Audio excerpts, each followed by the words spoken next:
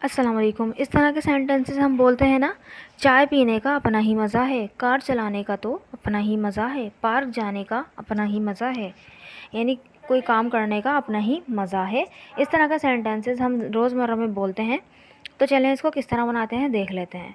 पहले आएगा वर्ब की फर्स्ट फॉर्म के साथ आईएनजी, ठीक है। जो भी काम करना है हम, और उसके बाद नाउन आ जाएगा उसी का। जैसे कि चाय पीना, चाय पीने का अपना ही मज़ा है, तो चाय पीना क्या हो जाएगा, ड्रिंकिंग टी, ठीक।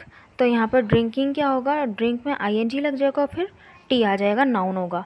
और फिर आ जाएगा हैज़ हैव, हैज़ हैव उस नाउन के हिसाब से आएगा। नाउन अगर सिंगुलर होगा तो हैज़ आ जाएगा, और अगर प्लूरल होगा तो हैव आ जाएगा।